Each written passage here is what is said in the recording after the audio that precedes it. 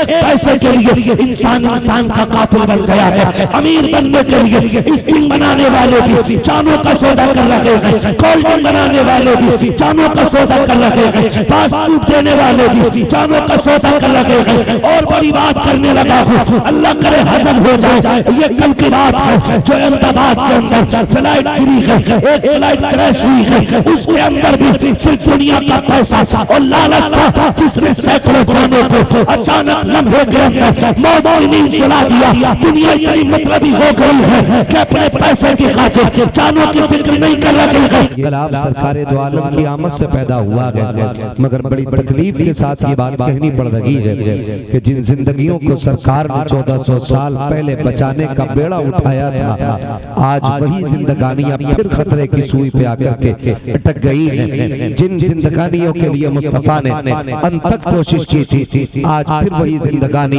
मौत की कगार पे ला करके खड़ी कर दी गई है। आप कहेंगे मौलवी क्या बात कर रहा है, तो ये बात मैं 100% कह रहा हूँ। हॉस्पिटल में जाकर के देखो, कोई बेटी की विलादत से मुंह लटकाए बैठा है। जाकर के देखो, कोई कहता है मुझे तीसरी बेटी नहीं चाहिए, कोई कहता नहीं नहीं हमें घर के अंदर बेटी की नहीं बेटे की आवाज चाहिए। कितने घरों की कहानियां ये हैं कि कई घरों में बहुओं को जिंदा जला दिया गया।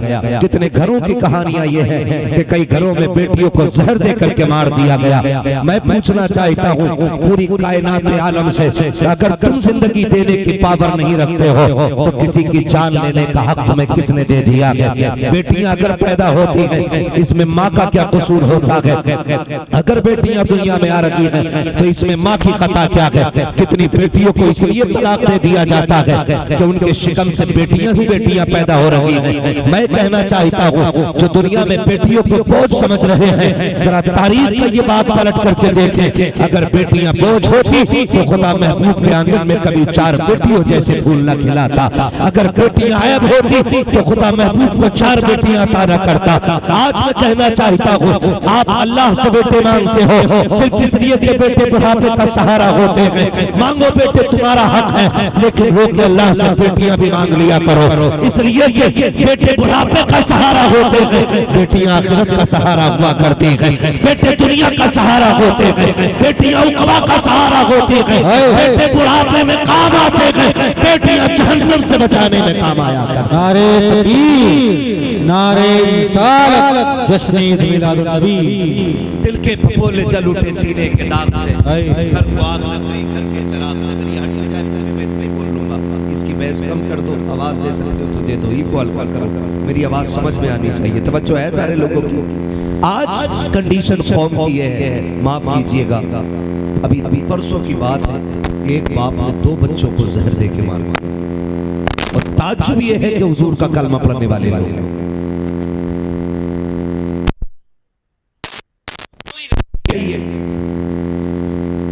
आज एक बाजार तमाशा बना के रख दिया गया। याद रखो मुसलमानों, कामयाब हमारी जिंदगी तभी होगी जब हुजूर के दिए हुए तरीकों को अपनाया जाएगा, वरना 1000 जलसे लाखों महफिलें कोई नतीजा नहीं। तभी तब्दीली आनी है।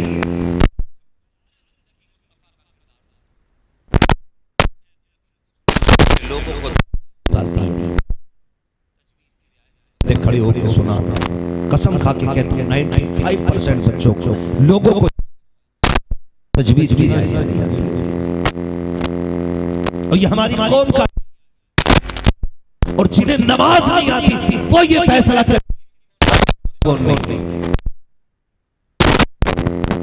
मरना एक दिन ऐसे नहीं फैला। हुजूर के सहाबा में कोई जाहिल नहीं था।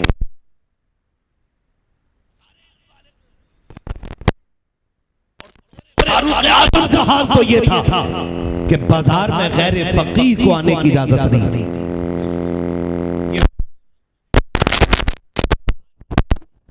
देखना पड़ रहा है कि उसके चाहने वालों को 95% नमाज नहीं आती।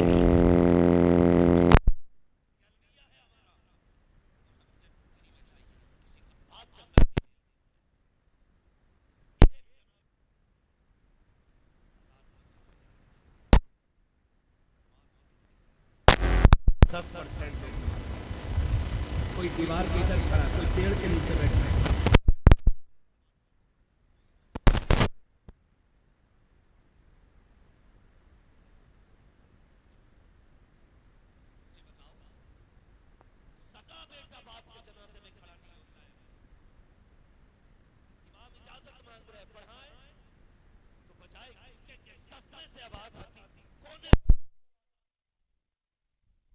इजाजत देने वाला का बड़ा बेटा है, क्यों इजाजत दे रहा वहां से, नमाज में क्यों नहीं आया?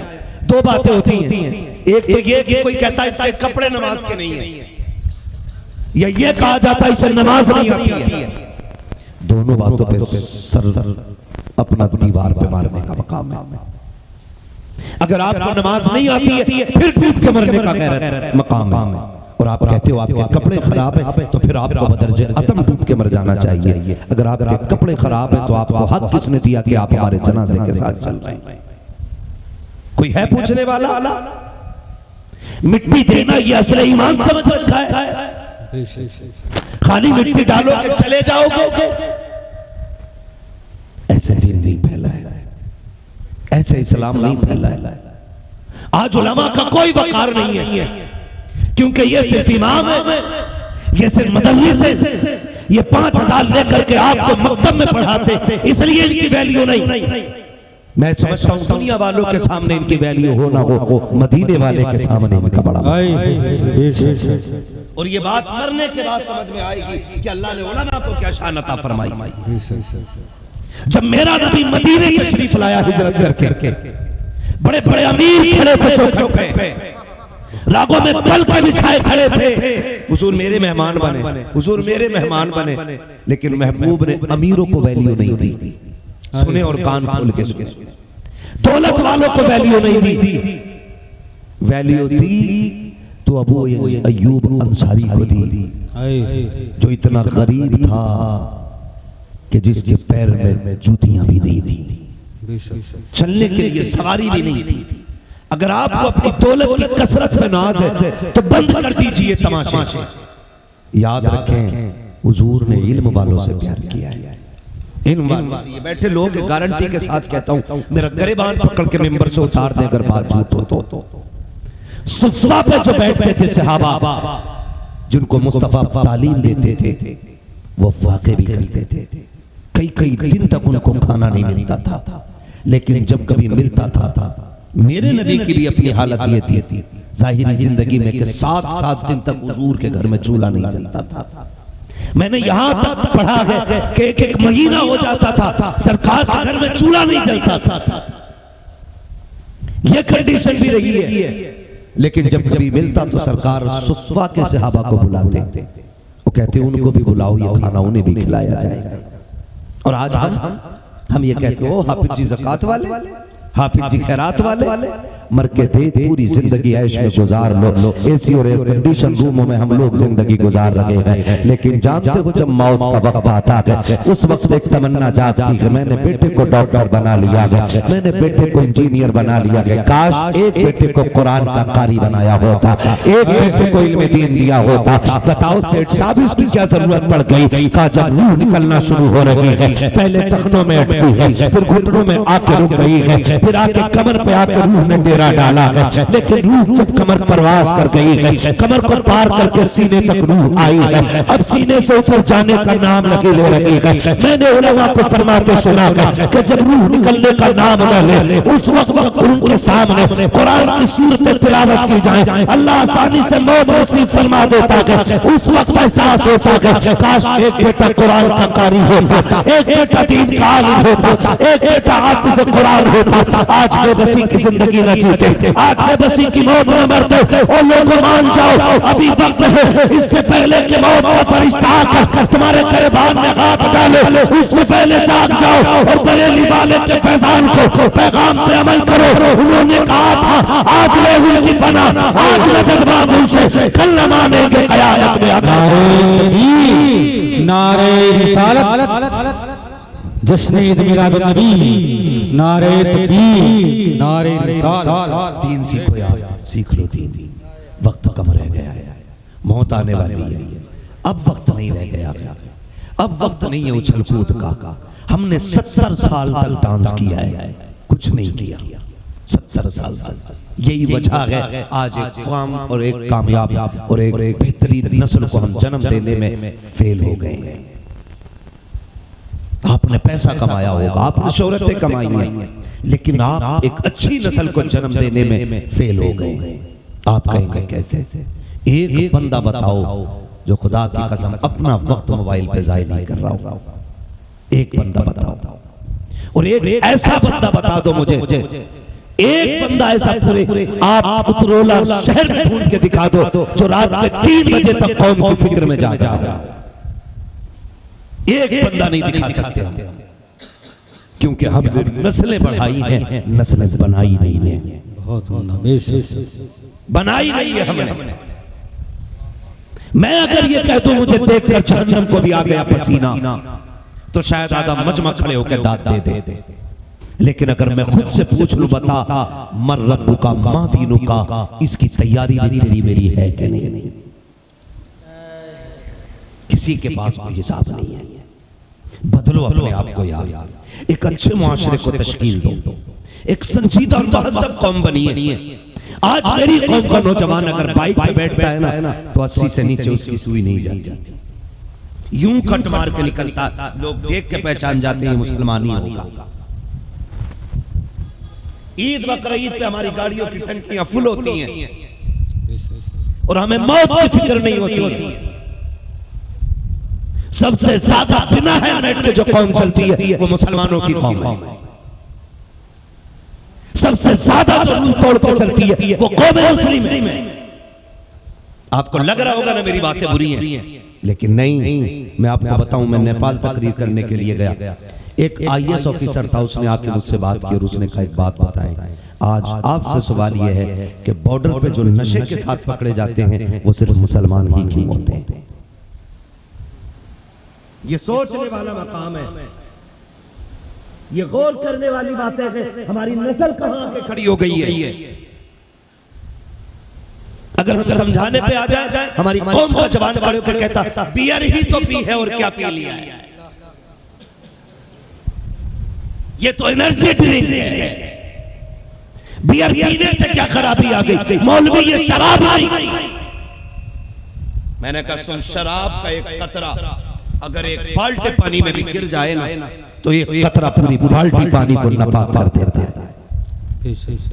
आप बात करते हो बियर की, आज मेरी कौम कहां नहीं डूबी है, मुझे बता तो सके। इसको नशे ने तबाह किया, इसको रिश्तों ने नाजायज ताल्लुकात ने बर्बाद कर दिया। क्या बताओ तो सके 70% रिश्ते क्या लव मैरिज के नाम पे नहीं हो रहे हैं, चैटिंग की बुनियाद पर रिश्ते नहीं हो रहे हैं, व्हाट्सएप पर वीडियो कॉल के जरिए क्या तेरे मेरे घर की इज्जत रातों रात नीलाम नहीं हो रही है? कौन सा नशा लगी है? आज मोहम्मद अरबी का कलमा पढ़ने वाला टिकटॉक पे आकर के डांस की वीडियो बना करके 70,000 फॉलोवर बना के फख्र से कहता है कि मैं एक हिंदुस्तान का इज्जतदार नागरिक बन गया हूँ। 70,000 लोग मेरे फॉलोवर हैं, 70,000 लोग 18 घंटे में मेरी वीडियो देख लेते हैं। मैंने कहा सुन, तेरी एक वीडियो को 70,000 देखे या 70 लाख देखे, तेरे एक कदम को तेरे कंधे पर बैठे हुआ एक फरिश्ता देख रहा है। जो तू करता है वो भी लिखा जा रहा है, जो तू करके भूल जाता है वो भी लिखा जा रहा है। तूने अच्छा किया है वो भी लिख लिया गया, तूने बुरा किया है वो भी लिख लिया गया। ये रीलिंग तो मिट जाएगी, लेकिन कंधे का लिखा हुआ ये मिटाया नहीं जा सकता। जब कयामत के दिन ये पूरी रीत हो जाएगी, उस वक्त कोई बचाने वाला नहीं होगा। ये 70,000 बचाने नहीं आएंगे, 60,000 बचाने नहीं आएंगे। अगर बचाएगा तो अमीना का लाल बचाएगा। इसलिए मेरे इमाम ने कहा था आज ले उनकी पनाह, आज मैं जब उनसे कल न मानेंगे कयामत में अगर मान गया। अपनी जिंदगियों को बेहतर करो और आखिरत की तैयारियां करो। मुझे इससे कोई सरोकार नहीं है, आप क्यों नहीं उछल रहे? मत कूदो, मत बोलो, मगर सुन लो मेरी बात, बदल दो अपने आप को। इस्लाम इतना सस्ता नहीं है जितना समझ रखा है, जितना समझ रखा। माफ कीजिएगा, तो हमारे कपड़े देखें आप, ईद का दिन होता है ना, तब भी कुत्ता ड्रेस पहनती है ये कौन, कुत्ता ड्रेस। हाँ, ऐसे कपड़े पहन के निकलते, गैरत आती है। हमें ईद के दिन भी कुर्ता पजामा नसीब नहीं हुआ, ईद के दिन भी हम मुसलमान न बन सके, हम जी की हवा में रहे। और फिर कह रहे हैं फलां ने मार दिया और फलां ने मार दिया। सुने, इन्नल्लाह ला युगय्यिरु मा बिक़ौमिन हत्ता युगय्यिरु मा बिअनफुसिहिम व इज़ा अरादल्लाहु बिक़ौमिन सूअन फला मरद्द लहु। ये मैं नहीं कह रहा हूं, ये कुरान कह रहा है, ये कुरान कह रहा है, ये मेरा ऐलान नहीं, ये कुरान का ऐलान है जिसे हम सब कहते हैं कौले मोहम्मद कौले खुदा। फरमान न बदला जाएगा, बदलेगा जमाना लाख मगर कुरान न बदला जाएगा। अल्लाह उस कौम की हालत उस वक्त तक नहीं बदलता है जब तक कौम अपनी हालत बदलने के लिए खुद कोशिश न करे। क्या कोशिश है हमारी, मुझे बताइए, क्या कोशिश है? कोई कोशिश हमारी नहीं है। दीन इतना सस्ता भी नहीं है खुदारा। ये तो करम है हुजूर का कि हमारी सूरतें नहीं बिगड़ी है। ये करम है हुजूर का हमारे नाम के घर के नाम घर के दरवाजे पे हमें अभी तक जहन्नमी नहीं लिखा गया है। वरना पहली उम्मत गुनाह करती थी, दरवाजे पे लिख दिया जाता था जहन्नमी, गुनाह माथे पे लिख दिया जाता था, ये गुनाह करके आ रहा है। हाँ, जिसने पूरी रात बिस्तर पे लेट के मोबाइल में फिल्म देखी, वो सुबह के इमाम से कहता जी तुम्हारे नमाज पढ़ने का तरीका सही नहीं है, तुम्हारी क़िरात दुरुस्त नहीं है, बदलो अपने आप को यार, खुदा लौट आओ, लौट आओ। जिस जगह पे चले गए वो हमारी नहीं है, वो हमारी नहीं है, वो हमारी नहीं है। हुजूर आए, कायनात मुस्कुराई। हुजूर ने उम्मत के हाल को देख के आंसू बहाए थे, या अल्लाह इतने बुरे हालात, और 63 साल मालिक कितने कम वक्त में दुनिया कैसे सवारी जाएगी। अल्लाह ने फरमाया इक़रा बिस्मि रब्बिकल लज़ी खलक़। ये पहला ऐलान जो हो रहा है गोया बता दिया महबूब इन्हें इल्म दे दो, हर बुराई का खात्मा खुद ब खुद होता चला जाएगा। जिस कौम को इक़रा कह करके खिताब किया गया था, आज वो कौम सबसे ज्यादा जाहिल है, आज वो कौम सबसे ज्यादा पीछे है। जिस कौम को पढ़ने का हुक्म दिया गया था, आज वो कौम पढ़े, लेकिन मिजाज हमारा हो गया है, नहीं कोई जरूरत नहीं है, देखा जाएगा, कोई नहीं देख पाएगा मेरे लाल, कोई नहीं देख पाएगा। छोटे से बड़े मैं सबसे कहना चाहता हूँ, खुदा रा कब्र में कोई किसी को नहीं देखेगा, सबको अपनी अपनी झेल लेनी है, सबको अपनी अपनी हिसाब देना है, कोई नहीं आना है कब्रों में, जैसी करनी है वैसी करनी है। इस्लाम बहुत मुश्किल से फैला है। हुजूर ने जब देखा बेटियां कत्ल की जा रही है, माओ का कोई वकार नहीं, बाप की कोई इज्जत नहीं, हुजूर ने वकार की, इज्जतों की मेराज को अता फरमाई, फिर जाकर के बेटियों को वकार मिला है। आज कंडीशन हमारी है, आज कंडीशन ये, हमारी बेटी नकाब पहन के गैर के साथ कोर्ट मैरिज कर ले रही है, कोर्ट मैरिज कर ले रही है, और कौम चीखती रह गई। मैं तो हैरत में पड़ गया ना, एक बाप पगड़ी लेके खड़ा हो बेटी से कह रहा बेटी घर लौट चल, मेरी इज्जत का लिहाज कर, मैं तेरे पैरों पे पगड़ी रख रहा हूं। बेटी ने कहा मैं कौन हूं तुम, मैं तुम्हें जानती नहीं। कौन हो तुम? मैं तुम्हें नहीं जानती। उसने कहा मैं तेरा बाप। उसने कहा मेरी सफेद दाढ़ी का ख्याल कर। उसने थाने के अंदर खड़े होकर कहा इससे मेरा कोई लेना देना नहीं। ये कौम बनाई हमने। एक रात के नारे और कूदने से कुछ नहीं होने वाला है, साल में एक बार कूद लेने से कुछ नहीं होगा, एक एक लम्हे के लिए तैयार होना पड़ेगा। खुदा की कसम अगर हम बेदार होते, हमारी बेटी में ये जरूरत नहीं थी कि वो पगड़ी बाप की ठुकरा के कह देती तू कौन है, तुझसे मेरा कोई रिश्ता ही नहीं है। कल की बात है, कल की एक खेत में एक बच्ची की लाश मिली है, फिर से हो क्या गया है, हमें एक अच्छी नस्ल नहीं बना पा रहे। हमारे होटल भी बड़े बड़े, हमारे मुंबई और पुणे में रहने वालों की इमारतें भी बड़ी बड़ी हैं, लेकिन इस कौम ने आज तक बेटियों के लिए महज़ब इदारे नहीं बना सके। ये सोचने वाली बातें, सोचने और रोने वाली बातें। वो बेटी के जुमले थे, कहा कौन है, मेरा तुझसे रिश्ता ही कोई नहीं। एक आज की बेटी है, कल की बेटी है। तुम्हें बताऊं कल की बेटी की कहानी, बर्दाश्त करोगे? कल की बेटी की तारीख का ये बाप पलट के देखो। मोहम्मद बिन कासिम का दौर है।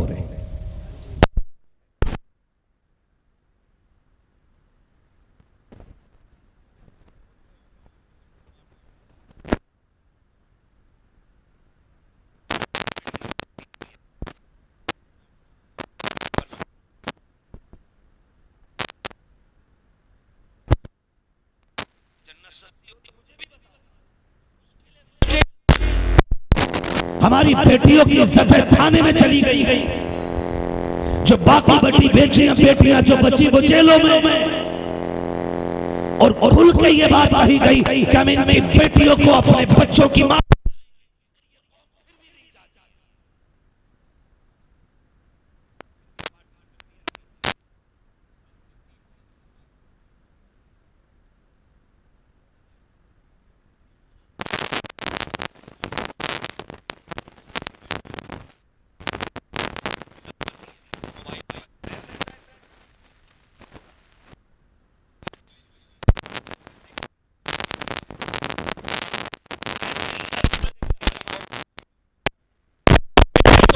बेटियों पे भी इतने बड़े बड़े मोबाइल। कोई पूछने वाला है इनसे कि तुझे इतने बड़े मोबाइल की जरूरत क्या पड़ गई? कौन सी फैक्ट्री है तेरी जो तेरे फोन के बगैर बंद हो रही है? कौन सा बिजनेस है जो मोबाइल के बगैर ठप हो गया? जिन बेटियों के हाथ में कुरान होना था उन बेटियों के हाथ में मोबाइल आ गए, तो बेटियों को बचाएगा कौन?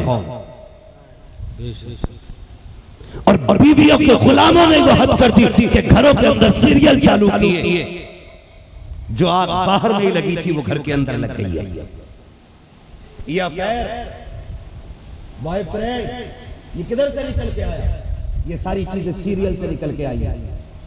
हमारी कौम में इसका तसव्वुर भी नहीं था। अभी 20 साल पहले पलट के देख लो तो इस रिश्ते का कोई हिंदुस्तान में वैल्यू और मकाम ही नहीं था। आज हर घर के अंदर ये रिश्ता दाखिल हो चुका है और बाप इस रिश्ते को बड़ी इज्जत से तस्लीम कर रहा है। कौन है? बेटी का फ्रेंड आया, बेटी का दोस्त आया। मैं तो बाप, शोहर, भाई सबको बेगैरत मानता हूं जो इन रिश्तों को घर के अंदर एंट्री देते हैं। बेगैरत है वो। ऐसो को इस्लाम ने दयूस कहा है। ये मैं नहीं कह रहा हूं, ये इस्लाम कह रहा है। दयूस है वो जो बहन बेटी की इज्जत व आबरू की रखवाली नहीं। आज हम कहां खड़े? कहां हो गई हमारी बेटियां?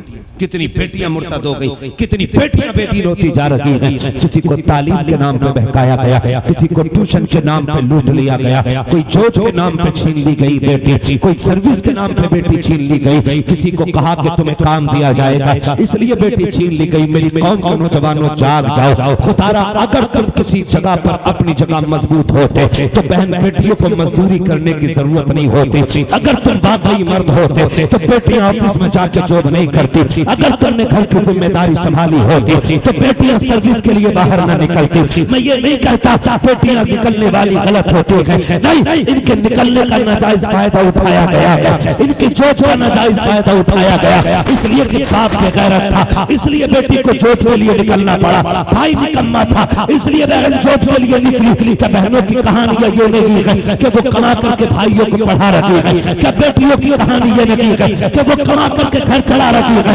मैं कहता हूँ अगर मर्द बन जाए तो कभी बेटियां बाजार में नहीं निकलेंगी। और जब बेटियां घर के अंदर रहेंगी, किसी की माँ ने दूध नहीं पिलाया, हमारी बेटियों पर नजर उठा के देख सके, हाथ लगा सके। अल्लाह ने हमें वो गयूर आंखें दी है, हम सर कटा सकते हैं, लेकिन बेटियों के ऊपर उठने वाले हाथ को सलामत नहीं रहने दे सकते। ये हमारी गैरत है, लेकिन गलती हमी से हुई है, हमी से हुई है। हमने नहीं कमाया, हमने पूरी जिंदगी मोबाइल चलाया, लाश उम्रें आकर के हमने बहन बेटियों की कमाइयां खाई। कितने बड़े नामर्द हैं वो लोग जो बहन बेटियों की कमाइयों में पल रहे हैं। निकलो इन चीजों से, मर्द बनो, खुद कमाने के आदी बनो। दौलत बुरी चीज नहीं है, दौलत बहुत अच्छी चीज है, मगर कब जब दौलत उस्मानी हो। दौलत बहुत बुरी है जब दौलत कानूनी हो। अमीर बनो। उन नौजवानों से कहता हूं बंद करो ये गेम, बंद करो सीरियल देखना। 3 घंटे देख के तुझे क्या मिला? तेरा नुकसान हुआ है।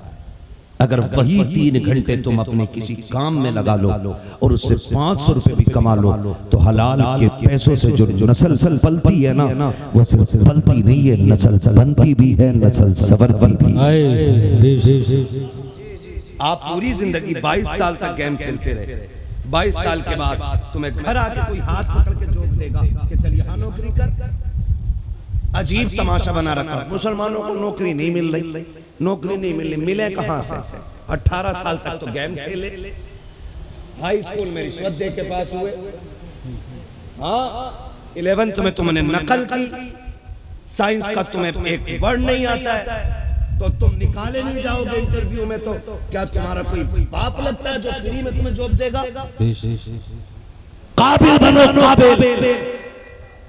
मिसबाही साहब को देखो, इतनी लंबी दाढ़ी है, हाँ IAS ऑफिसर है, हिंदुस्तान जानता है।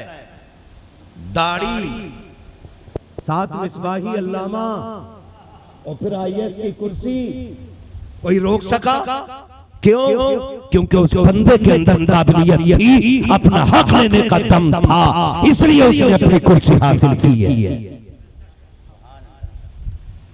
आप अपने निकम्मेपन पर कब तक भेदभाव का पर्दा डालते रहोगे? मेहनत कब करोगे आप? 18 घंटे पढ़ना पड़ता है, 18 घंटे। IPS बनने के लिए 22 घंटे आंखें फोड़नी पड़ती है, तब जाकर के इज्जत की कुर्सी मिलती है। हम 12 घंटे मोबाइल चला के खाली और सारे एग्जाम पास कर जाए। निकलो इन चीजों से। ऐसी निकम्मी नस्लें बहन बेटियों की कमाई नहीं खाएंगी तो क्या करेंगे? उस बेटी के वो जुमले आज भी सीना छलनी करते। उसने कहा था, नहीं जी, एक बच्ची ने अपना स्टेटमेंट डाला और उसने कहा कि बताओ, जब मुझसे मुस्लिम शादी करने तैयार नहीं, अगर मैं किसी गैर मुस्लिम से शादी कर लूं तो फिर कौम के पेट में दर्द तो नहीं होगा? ये कौन जवाब देगा कयामत के दिन? मौलवी क्या? हर बंदा इस सवाल का जवाब दे होगा कयामत में कि एक बेटी गुर्बत की वजह से बैठी रह गई, और जब किसी ने नहीं अपनाया पेट पालने के लिए वो गैर के बिस्तर पर जाकर लेट गई। बताओ कहां जाकर के अपनी दौलत का हिसाब हो गया? कौन करेगा इस दर्द की बातों को? ये बातें कड़वी भी लगती हैं, बुरी भी लगती है। मान जाओ भाई यार, मान जाओ। निकाह इतने सस्ते कर दो कि हर बेटी के सीने में उम्मीद की किरण जाग जाए। ब्याह इतने आसान कर दो, गरीब से गरीब की बेटी ये कह सके शुक्र अल्लाह ने हुजूर की उम्मत में पैदा किया। जहां दौलत देख के नहीं, किरदार देख के बहू बनाया जाता है। करो तो ऐसे, लेकिन माफ कीजिएगा, गरीब की बेटी शरीफ होती है, हजार ऐब निकाल कर ठुकरा दी जाती है। अमीर की बेटी बदचलन भी होती है तो दौलत का पर्दा डाल के घर की बहू बना ली जाती है। एक ऐसे रिवाज को हमने चलन दे दिया।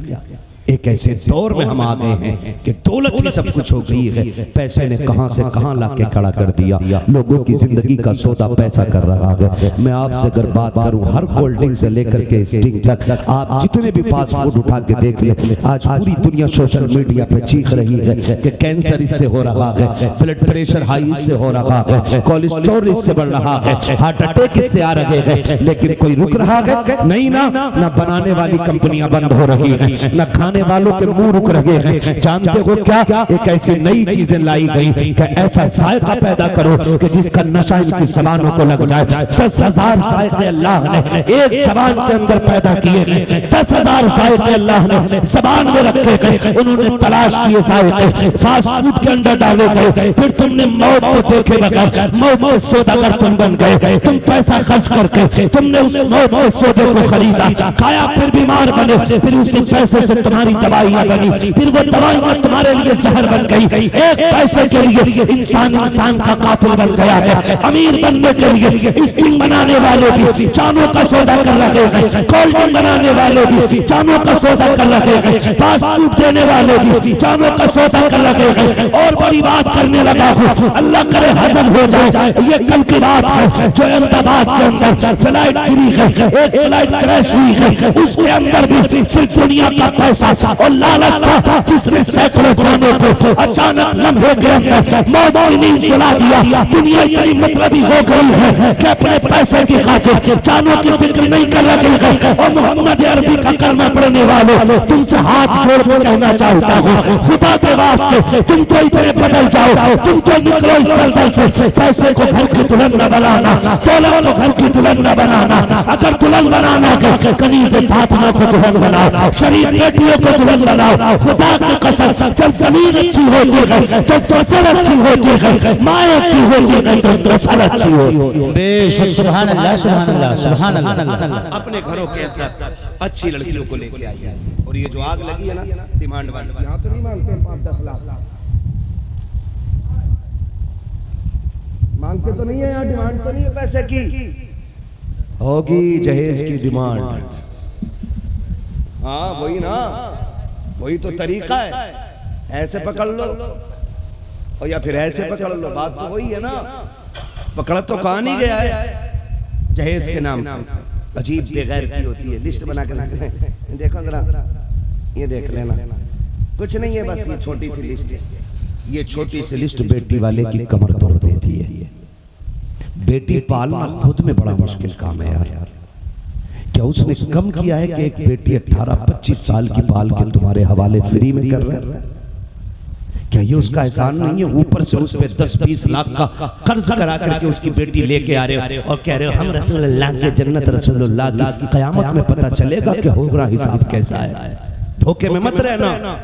अगर कोई तुम आईना दिखा गया है ना कि जन्नत तुम्हारे बाप की है, तो शीशे के आगे खड़े होकर पूछना अपने आप से, क्या तू वही है जिसे मुस्तफा ने सिद्दीक की नजर में साचा था? क्या तू वही है जिसे उमर की तरह सवारा गया था?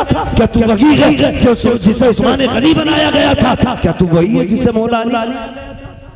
फिर फैसला करिए, हम रसूलुल्लाह के जन्नत रसूलुल्लाह। धोखे में ना रहना, बहुत मुश्किल है। हिसाब तो बहुत बाद में होगा, रूह निकलने से काम शुरू होना है। अमल अच्छे होंगे, मौत आसानी से आ जाएगी। अमल खराब हुए ना, मैंने 3-3 दिन तक लोगों को तड़पते देखा है। अल्लाह ईमान वालों को खैर की मौत नसीब फरमाए। लोगों, हुजूर की जब विसाल का वक्त आया ना, मलकुल मौत ने अपना काम करना शुरू किया और हुजूर की पेशानी पे हाथ रखा। इतनी तकलीफ दी, आका फरमाते इज़राइल क्या मेरी उम्मत को भी इतनी तकलीफ होगी जितनी मुझे हो रही? मलकुल मौत ने कहा था हुजूर आपको तो कुछ भी तकलीफ नहीं दी जा रही। तो मेरे नबी की आंख में आंसू आए, फरमाया जितना दर्द हो ना इस मौत के वक्त का आज सारा मुझ पे डाल दो, ताकि कयामत तक मेरी उम्मत को मौत का दर्द न महसूस हो। तो मलकुल मौत ने कहा था महबूब रब ने वादा किया है, वादा है जो तेरा होगा ना, मौत के वक्त उसे मौत का एहसास नहीं किया जाएगा। और भाई वरना खैरियत नहीं है, खैरियत नहीं है। मान जाओ यार, मान जाओ, निकल आओ इन चीजों से, निकल आओ। एक बेटी वाला बेटी दे देता है, सब कुछ दे दिया उसने। बेटियां जो होती है ना, जिगर का टुकड़ा होती है। आप कभी बताएं मुझे, जनाजे देखे आप? बोलो, जिसने देखे वही बोले जरा। देखे जनाजे? इतना न डरो कहीं पुलिस पकड़ के न ले जाए। वो जोर से बोलने वाला अभी तक जलसे में कोई मरा नहीं है। अगर आपको डर लग रहा जोर से बोले तो मर जाएगा। अगर ये डर नहीं है तो बोले जनाजे देखे?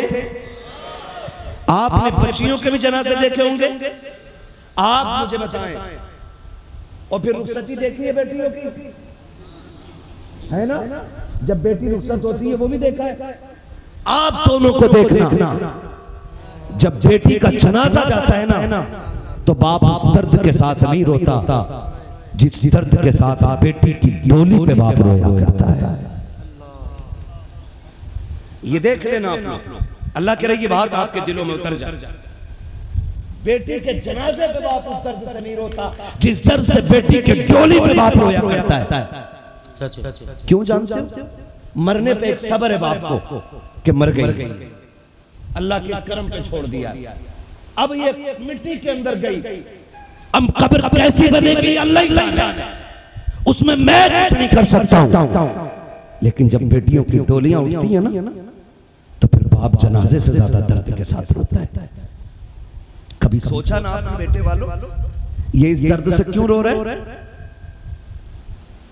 जो कभी नहीं रोया, जो पूरी दोपहरी में बोझ कमर पर रख के ना 3 मंजिल पे चढ़ाता रहा, लेकिन कभी रोया नहीं। जिसने लोगों की चौक में गालियां सुनी, एक आंसू नहीं आया। जिसने लोगों के धक्के खाए, रोया नहीं। जिसने लोगों की गालियां सुनी, कभी आंख में आंसू नहीं आया। आज बेटी की रुखसती हो रही है, सारे मेहमान मुस्कुरा रहे हैं, ये बाप क्यों रो रहा है? जानते हो? कभी देखो तो सही, जब बेटियां रुखसत होती हैं, बाप कभी दीवार से लग के रो रहा है, कभी किसी पेड़ से लिपट के रो रहा है, खुदा की कसम बाप बेटियों की रुखसती नहीं देख पाते हैं। मैंने देखा कि बाप बेटी की रुखसती पे इस दर्द से रोया करते हैं कि कलेजे फट जाया करते हैं। अगर पत्थरों के आंसू होते तो दीवारें भी उनका दर्द देख के रोने लग जाती। और बेटे वालों कभी बाप से पूछो क्यों रो रखा है तो बाप बताएगा जो बेटियां दफन हो जाती है बाप को सब्र होता है, लेकिन बेटी को इसलिए रो रहा हूँ। मैंने 18 साल सीने से लगा के पाला।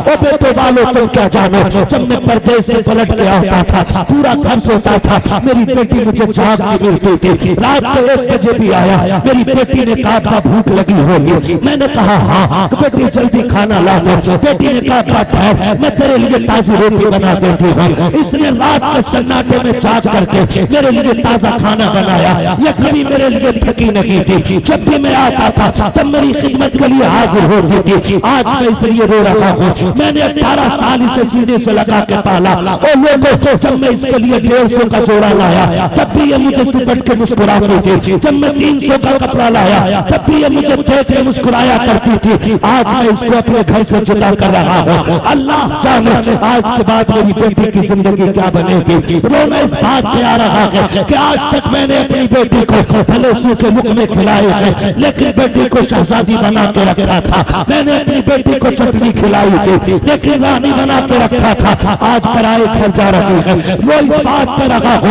वो अमीर है, पैसे वाले हैं, लेकिन फिक्र ये सता रही है, ये सोच के रो रहा हूँ आज के बाद मेरी बेटी को लुकमे पहले मिलेंगे या गुर्बत का ताना पहले मिलेगा।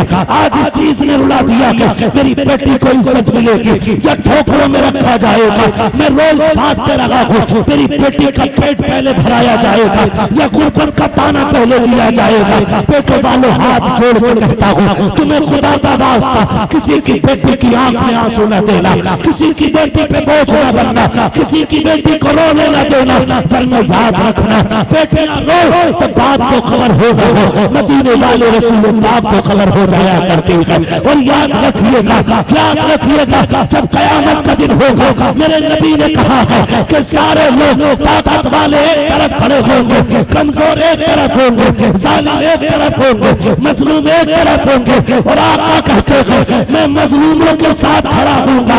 याद रखो जिधर मुस्तफा होंगे उधर खुदा का सारी खुदाई मिलती नजर आए। नारे तकबीर, नारे रिसालत, जश्न ईद मिलादुन नबी, हज़रत अल्लामा मुफ्ती मोहम्मद रज़ा साहब किबला। नारे तकबीर, नारे रिसालत, सुभान अल्लाह सुभान अल्लाह। तेरे बेटे को ससुराल में एक बार दरी न बिछाई जाए, बिस्तर न बिछाया जाए, तू कुल कायनात सर पे उठा लेता। मेरा बेटा आया था उसके लिए बिस्तर नहीं लगाया गया। तेरा बेटा बेटा और किसी की बेटी पैर की जूती इतरा ले जितना इतराना है। अल्लाह क़यामत में हिसाब देगा, कोई बचाने वाला नसीब नहीं होगा। ये याद रखिएगा। हुकूकुल्लाह अल्लाह माफ करेगा, ठीक है ना। उसके अपने हुकूक है, वो चाहे तो सजा दे चाहे तो माफ करे, लेकिन उसका ऐलान है हुकूकुल इबाद में माफ नहीं करूंगा जब तक हिसाब रत्ती रत्ती का बराबर नहीं कर लूंगा। खुदारा ख्याल करना, बेटियां बड़ी नाजुक होती हैं और बहुत हसास होती हैं। इतनी हसास बेटियां होती हैं कि बाप का चेहरा पढ़ लेती हैं। बेटियां डिमांड ना करना जहेज की, क्या फर्क पड़ता है। कोई 50 लाख का जहेज दे दे, कब्र में साथ जाना है, बोलो बोलो जहेज जाएगा कब्र में साथ, गाड़ी, एक आध गद्दा, तकिया, कोई बला जाएगा कोई कब्र में साथ, बोलो नहीं जाएगा ना, तो फिर ना मांगना। अल्लाह तौफीक देना अपनी मेहनत से कमाना और अपनी मेहनत से कमा करके किसी गरीब की बेटी को अपने घर में ठिकाना दे देना। तुझे मरने में देर लगेगी, रब तेरी कब्र को जन्नत का ठिकाना बना डालेगा। करेंगे इंशाअल्लाह, करेंगे इंशाअल्लाह, वादा करते हैं। दरवाजे लोग भी अंधेरे में बैठे, डंडी ना मारिएगा, करेंगे इंशाअल्लाह। जहेज की डिमांड नहीं करेंगे। चंदी लोग बोल रहे हैं, अल्लाह करे उतरोला के इन अमीरों को भी अक्ल सलीम मिल जाए, है ना, ठीक है ना। करेंगे डिमांड नहीं करें। करवट में देखो कौन हाथ नहीं उठा रहा, समझ लेना नियत का खराब बैठा है। डिमांड करेंगे जहेज की, निकाह आसान करेंगे, बोलो इंशाअल्लाह। बेटियां बड़ी नरम होती हैं, बड़ी नाजुक बेटियां होती हैं और बेटियों का प्यार भी बड़ा अनोखा होता है, बड़ा अजीब प्यार बेटियों का होता है। अगर मैं बात करूं बड़ा वक्त लगेगा, बड़ा वक्त लगेगा। बेटियां इतनी अहम होती हैं और इतनी नाजुक होती हैं बेटियां कि उनके लिए करोड़ों का तोहफा ना हो, दो बातों का तोहफा लोगों के करोड़ों पे भारी पड़ जाता है।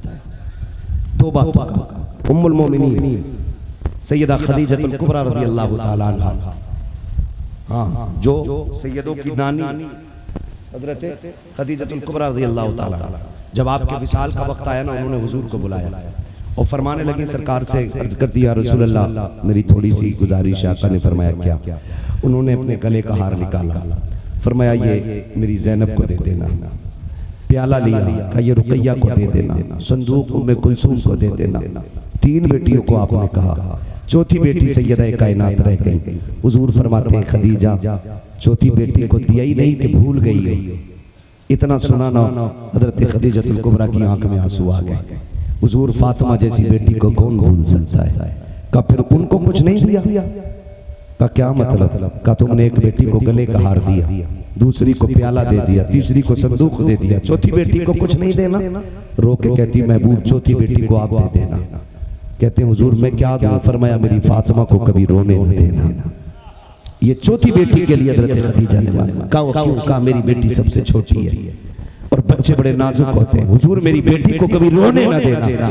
फिर मेरे नबी ने पूरी जिंदगी खातूने जन्नत की ऐसी परवरिश की कि कभी रोने नहीं दिया था, कभी रोने नहीं दिया था। रुखसती के वक्त भी मेरे नबी ने कहा था, फातिमा फातिमा, दरवाजे पे अकील आ गया, खबर आ गई, अली ने बुलाया है, रुखसती का वक्त है, बेटी जल्दी कर। कब्बा रोटी बना दूं? कहा नहीं, जल्दी उठो, ऐसे ही आ जाओ। बेटी ने हाथ भी नहीं धोए, आ गई। अब्बा ऐसी भी क्या जल्दी? कहा ये इसलिए कर रहा हूँ ताकि तेरी रोटी की दलील को, रोटी बनाने की ताखीर को दलील बना के लोग बेटियों को रुखसत करने में ताखीर न कर दे, इसलिए फातिमा मैं तुझे हाथ धोने की भी मोहलत नहीं दे रहा हूँ।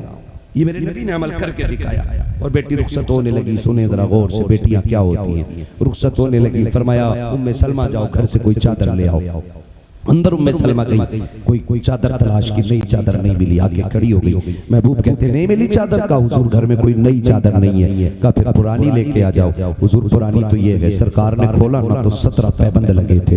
हुजूर गिनते जा रहे हैं, रोते जा रहे हैं, गिनते जा रहे हैं, रोते जा रहे हैं। लाओ कोई बेटी सैयदा कायनात जैसी हो, तो दूल्हा लाओ मौलाए कायनात जैसा कोई हो, लाके दिखाओ जिस घर में अली दूल्हा बन के आया हो वो घराना कितना बड़ा घराना है, लाके दिखाओ ऐसा घराना। मेरे नबी गिनते जा रहे हैं, 17 पैबंदों वाली चादर सरकार ने हाथ में ली, फरमाया फातिमा सर आगे कर, यहाँ 17 पैबंदों वाली चादर ले ले, वादा करता हूँ क़यामत में जन्नत की सरदारी वाली चादर अता करूंगा। बेशक सुभान अल्लाह, सुभान अल्लाह, सुभान अल्लाह।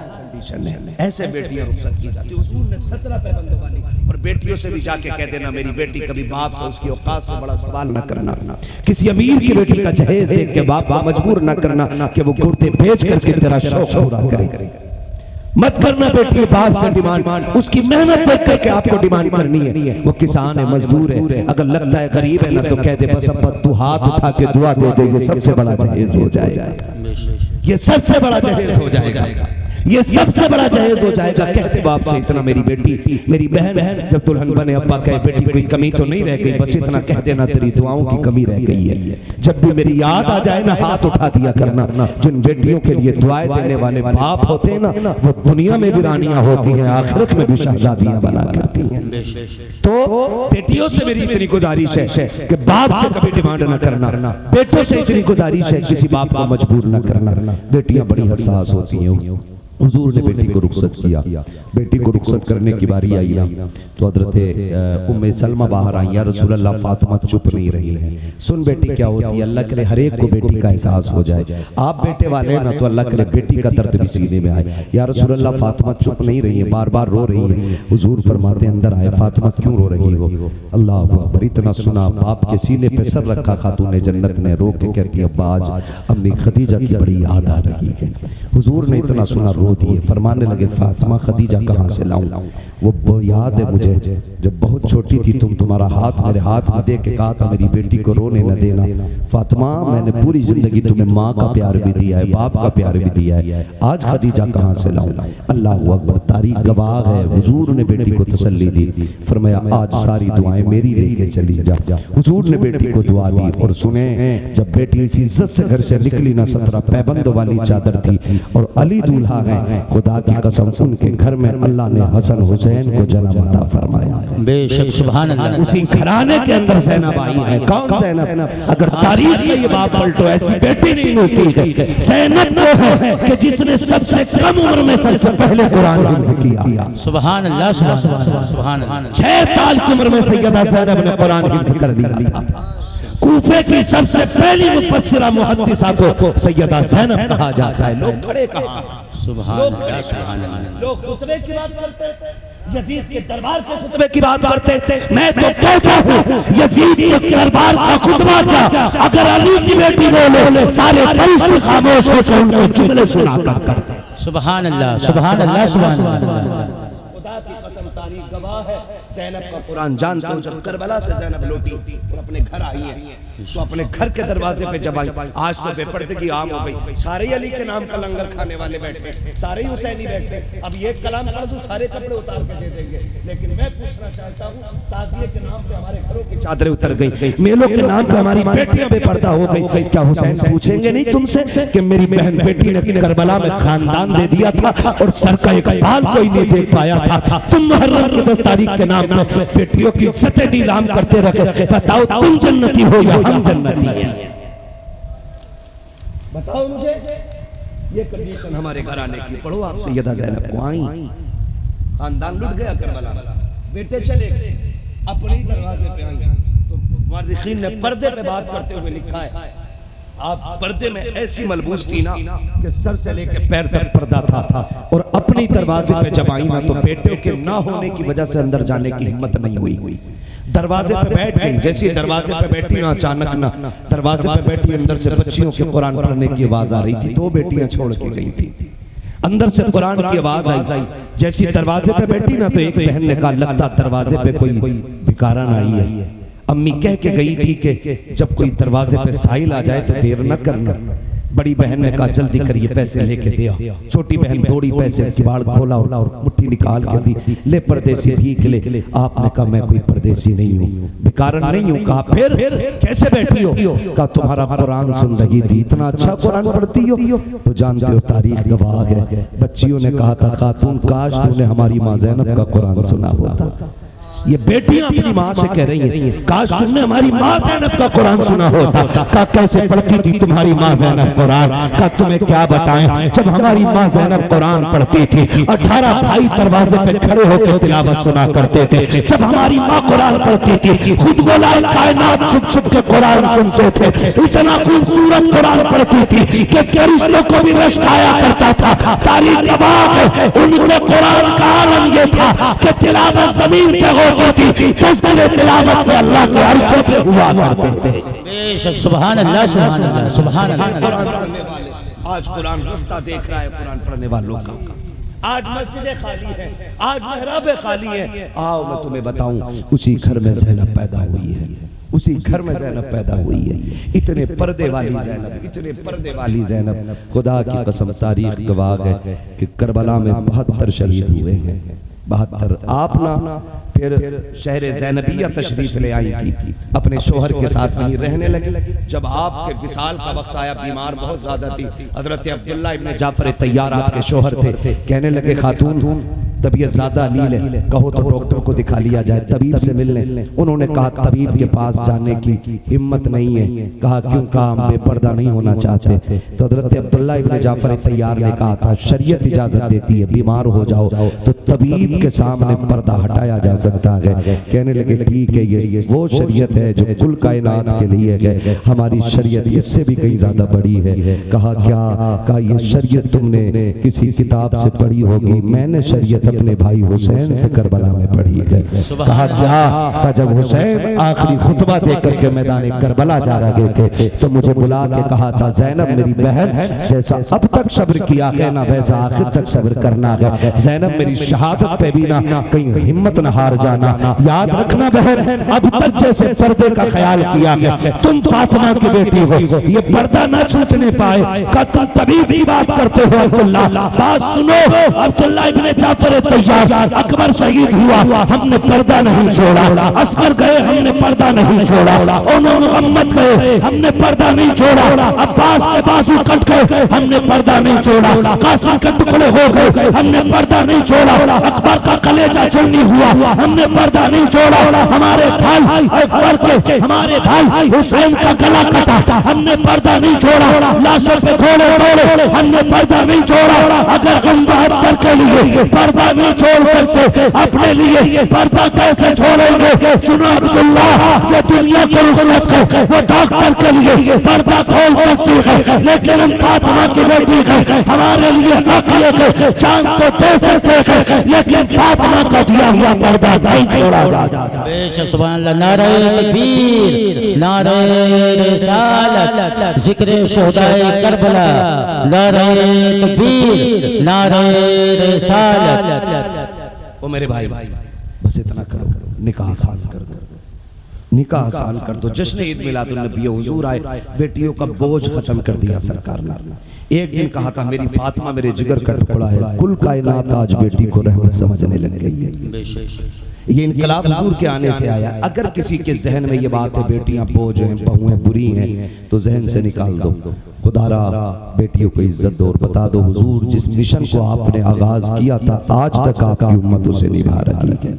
करेंगे इंशाअल्लाह, करेंगे इंशाअल्लाह। और आखिरी बात बता के बात खत्म कर लूं, बेटियां कितना बड़ा तोहफा है, बहनें, बेटियां, भतीजी, ये इतना बड़ा तोहफा है। फरमाया गया अगर घर में बरकत ना हो और फाके होने लग गए हो, भूख का ना आलम हो, और फरमाया गया रिस्क घर में ना हो, तो फरमाया गया मुसल्ला बिछा दो, आगे बेटियों को बैठा लो। फरमाया फिर झोली फैलाओ, कहो मालिक इस बेटी का सदका अता फरमा दे। कहते अपने हाथ में बेटी का हाथ रख के दुआ मांगो। फरमाया गया हाथ नीचे बाद में आते हैं, अल्लाह आसमान से रिज़्क़ पहले उतार देता है। इतनी बड़ी नेमतें हैं। खुदारा बदलिए अपने आप को। बेटी बेटी होती है, चाहे अमीर की बेटी हो, चाहे गरीब की बेटी हो। यही मिशन मेरे नबी ने मक्के से शुरू किया था, आज तक चला रहा है। हर मोमिन यह अहद करे हम बेटी को सताएंगे नहीं, बेटियों को रुलाएंगे नहीं। याद रखना कभी कभी बेटियों के कारनामे बेटों से बड़े हुआ जाया करते हैं। बड़ा वक्त होगा अगर मैं इसमें बात करूं, बस इतना समझ लें कि तूफान नूह लाने से आखिर क्या फायदा, एक अश्क ही बहुत है अगर कुछ असर करे। बस मेरे बोलने में जो गलती खामी हो गई हो अल्लाह हुजूर के सदक़े में माफ फरमाए, और मौला करीम अपने महबूब के सदक़े में हमें बहन बेटियों की इज्जत करने की तौफीक अता फरमाए, हमें एक अच्छी नस्ल बनाने की अल्लाह तौफीक अता फरमाए, हमारे नौजवानों को अल्लाह बेहतर रोजगार अता फरमाए, बस जो हुए गलत उनको माफ फरमाए। रब्बे कायनात जिंदगी ने दिया साथ, फिर होगी मुलाकात, चमन रहा फूल खिलेंगे, जिंदगी रही फिर मिलेंगे। मुसाफिर हैं हम भी, मुसाफिर हो तुम भी, किसी मोड़ पर फिर मुलाकात होगी। फकीरान आए सदा कर चले, सदा खुश रहो ये दुआ कर चले। ये जलसे नूर जिंदाबाद, अराकीन कमेटी पाइंदाबाद।